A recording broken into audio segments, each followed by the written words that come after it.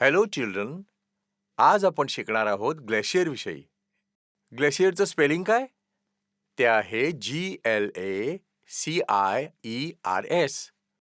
Glacier कशाला म्हणतात? ते कुठे आढळतात? मनुष्य जातीला ते कसे काय उपयुक्त आहेत? हे असे काही प्रश्न आहेत ज्याचं आपण लगेच उत्तर द्यायला हवं. चला एक व्हिडिओ पाहूया ज्याचं नाव आहे सुरू प्लॅनेट ग्लेशियर. सुरू हे एका छोट्या मुलीचं नाव आहे जी 8 वर्षांची आहे, जी स्वतःमध्येच एक साहसी आहे आणि शोधक पण आहे. हा व्हिडिओ शूट केलाय साऊथ आयलंडच्या न्यूझीलंडमध्ये.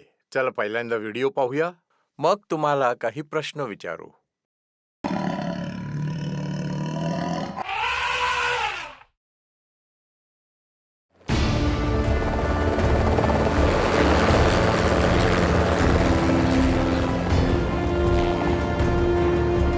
आमच्या ग्रहाचे काही शानदार ग्लेशियर जे आता अस्तित्वात नाहीयेत. आपले वैज्ञानिक सांगतात की जगातले जास्तीत जास्त ग्लेशियर्स वितळत आहेत. जलवायू परिवर्तन त्याचं कारण असू शकतं. मानव अस्तित्वाला धोका होऊ शकतो आणि आपण कारवाई करायला अजून वाट नाही पाहू शकत. आज मी तुम्हाला घेऊन जाणार आहे दक्षिण बेटावरच्या न्यूझीलंडच्या ग्लेशियरच्या धोकादायक फ्रान्स जोसेफवर. ग्लेशियरवर चालत जोपर्यंत मी टोकावर नाही पोहोचत, चालत चालत मी सांगेन ग्लेशियर वितळण्याचा खरं स्वरूप काय आहे.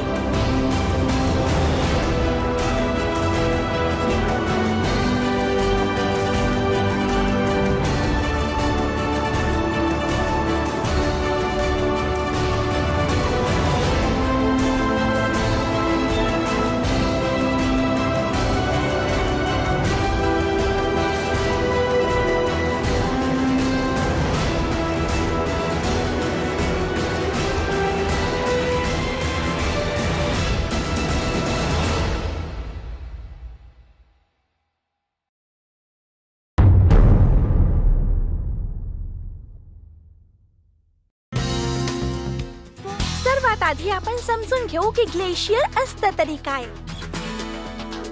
ग्लेशियर बर्फाचा एक विशाल द्रव्यमान आहे जो हळूहळू भूमीवर सरकतो.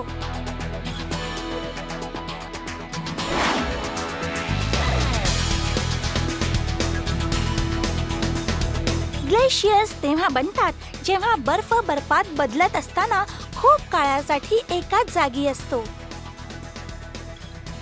खाली बर्फाच्या थरावर बर्फ पडल्यामुळे निर्माण झालेल्या दबावामुळे ग्लेशियर संथ वाहणाऱ्या नदीप्रमाणे पुढे सरकत जातो. काही ग्लेशियर्स फुटबॉलच्या मैदाना एवढे छोटे असतात, तर काही शेकडो किलोमीटर लांब असतात.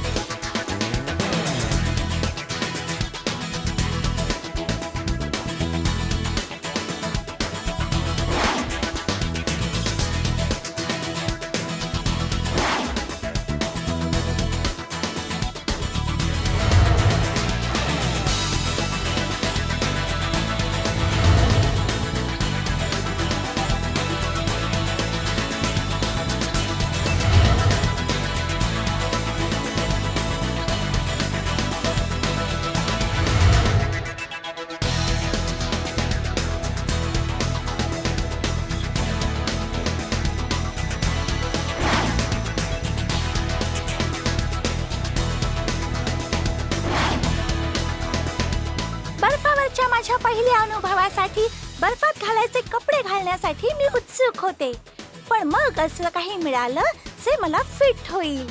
काही हरकत नाही, मी इथे जायला तयार आहे. फ्रान्स जोसेफच्या ग्लेशियरवर जायला. चला हेलिकॉप्टरच्या प्रवासाला सुरुवात करूया.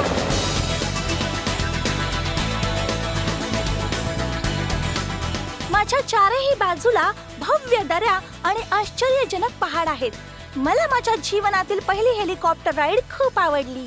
जेव्हा मी इथून आश्चर्यजनक दृश्यांची मजा घेते, मला दुःख होतंय की तुम्ही ग्लेशियरला पुढे नाही सरकवू शकत, जसं काही वर्षांपूर्वी लोक करू शकत होते. हो, ग्लेशियरच्या वितळण्याने लांब पायी यात्रा असंभव झाली. लँडिंग कुठल्याही एरोप्लेनच्या तुलनेने खूपच सोपी झालीये. ग्लेशियरवर चालण्यासाठी आपल्याला गरजेचं असतं बर्फाच्या कुऱ्हाडीची आणि कुदळी सारख्या गोष्टीची. माझ्या हुशार गाईडने मला क्रॅम्पॉन घालायला मदत केली, पण काही कारणास्तव त्याने मला बर्फाची कुऱ्हाड द्यायला नकार दिला.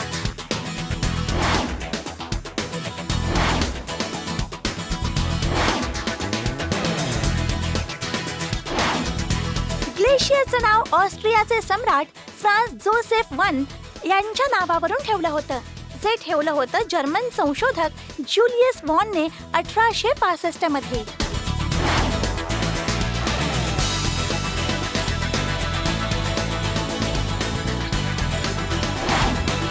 मोरी, जे न्यूझीलंडचे मूळ निवासी आहेत, ग्लेशियरला का, रोयमाता, ओ, हेन्ने, ट्विलकाटा या नावाने संबोधतात. यांची नावं नेहमी लांब असतात.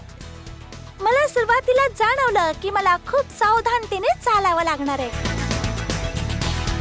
सर्वात आधी जी गोष्ट माझ्या नजरेत आली ती म्हणजे वितळणारा बर्फ. मी फक्त खाली वाकून थंड थंड पाण्याला स्पर्श करू शकत होते. मी फक्त हे पाहू इच्छिते की बर्फ कुठल्या स्तरापर्यंत वितळलेला आहे. दुसरी गोष्ट जी मी निरखून पाहिली, बर्फाच्या टेकडीवर पार जाणाऱ्या भेगा. भेगा तेव्हा बनतात जेव्हा बर्फाचा एक थर दुसऱ्यापेक्षा जास्त वेगाने सरकतो.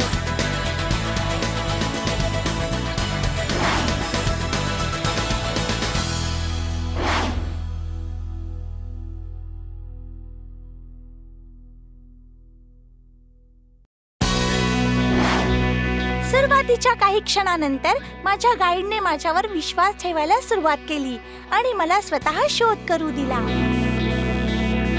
पहिला रोमांचकारी क्षण तो होता जेव्हा मला बर्फाच्या गुहेत प्रवेश करायची संधी मिळाली.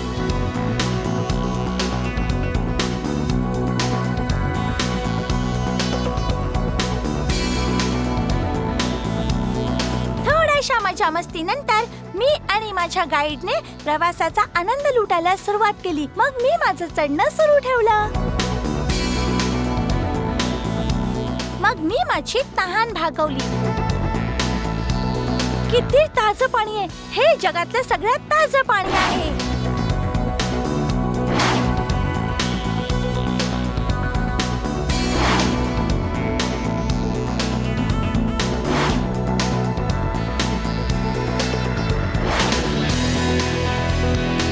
चढणं कठीण होत होतं.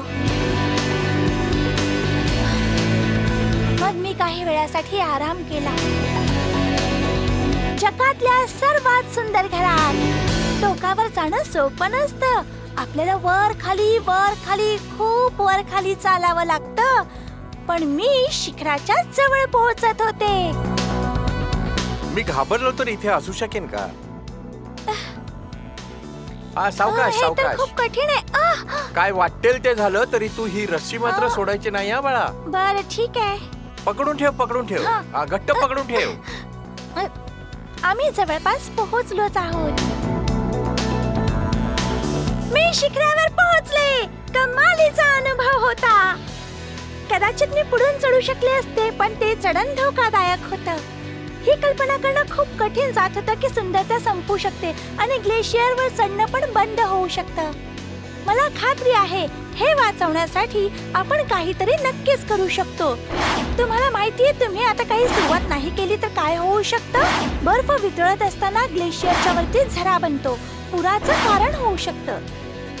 गोड्या पाण्याखेरीज समुद्राची इकोसिस्टमही बदलते. खूप प्रकारचे जीव जिवंत राहण्यासाठी खाऱ्या पाण्यावर अवलंबून असतात.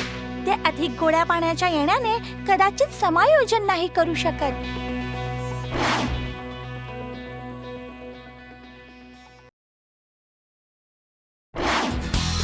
मोठमोठे हिमखंड जे ग्लेशियरने तुटतात, त्यामुळे शिपिंगला धोका होऊ शकतो. ग्लेशियरच्या आपटण्याने बर्फ घसरून हिमस्खलन हायकर्ससाठी धोकादायक ठरू शकतं. माझ्या गाईडने सांगितलं की खाली उतरणं जास्त कठीण असतं.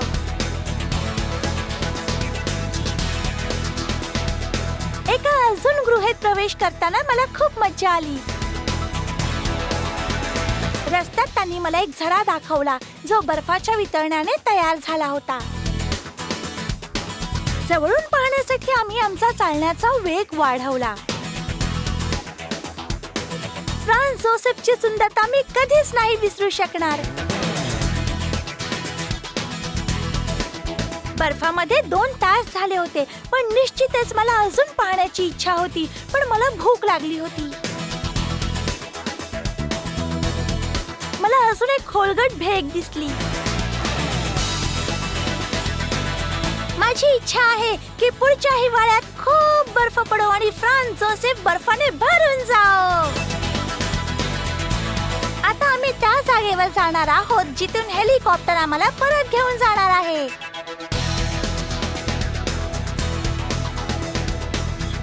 मी जमिनीवर सलग 2 तास कधीच नाही चालले, पण बर्फात चालणं खूपच मजेदार होतं. मला धबधबा आणि त्याच्या वेगाचं अजून एक भयानक दृश्य दिसलं, पण मी त्याच्याजवळ नाही जाऊ शकले. मी जलवायू परिवर्तनाशी लढण्यासाठी एक काम करू इच्छिते. मी प्रतिज्ञा करते की मी कुठलाही स्रोत वाया नाही घालवणार आणि शक्य होईल त्या सगळ्या गोष्टी मी रिसायकल करेन. आपल्यापैकी प्रत्येक जण त्याच्या बेपर्वाईमुळे कितीतरी गोष्टींचा नाश करतो, जसं की धान्य, पाणी, कागद, वीज आणि इतर गोष्टींची नासाडी. आता आपण सावध होऊया आणि काहीही वाया नाही घालवायचं. मला असं वाटतं की तुम्ही सगळे या अद्भुत फ्रान्स जोसेफवर या. मी माझ्या जीवनातील पहिल्या ग्लेशियर चढणीला कधीच विसरणार नाही आणि माझी जबाबदारी आहे फ्रान्स जोसेफला टिकवून ठेवण्याची. हा माझ्या जीवनाचा सर्वात शानदार अनुभव आहे. फ्रान्स जोसेफवर मी चालू शकले म्हणून मी स्वतःला भाग्यशाली समजते आणि मला असं वाटतं की येणाऱ्या काळात लाखो लोकांनी या ग्लेशियरचा आनंद लुटावा.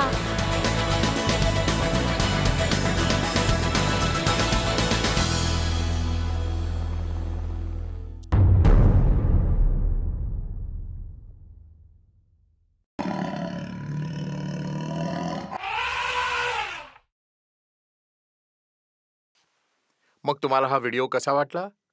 अद्भुत, मजेदार, अभ्यासपूर्ण? जेव्हा कधी तुम्हाला नवीन गोष्ट समजेल तेव्हा असंच होईल. याविषयी जास्तीत जास्त जाणण्याचा प्रयत्न करा. आता तुम्हाला समजलं की ग्लेशियर्स म्हणजे बर्फाचं मोठं द्रव्यमान. त्यांच्याकडे सर्वात शुद्ध आणि ताज्या पाण्याचा स्रोत आहे. जर सगळेच ग्लेशियर्स वितळले तर किनाऱ्यावरची मोठी शहरं पाण्याखाली जातील आणि समाप्त होतील. आपल्याला आपले ग्लेशियर्स आणि पर्यावरण सुरक्षित ठेवायचं आहे, बरोबर आहे ना? आणि सगळे रिसोर्सेस जितके होतील तितके रिसायकल करायचे. हाच खरं म्हणजे एक संदेश होता आपण आता पाहिला त्या व्हिडिओमधून. आणि दुसरा महत्वाचा संदेश हा आहे की आपल्याला आपली जिज्ञासा जिवंत ठेवायची आहे. आपल्याला प्रत्येक क्षणी अधिक शिकण्यासाठी तयार राहावं लागेल आणि असेच आपण प्रगती करत राहू. धन्यवाद.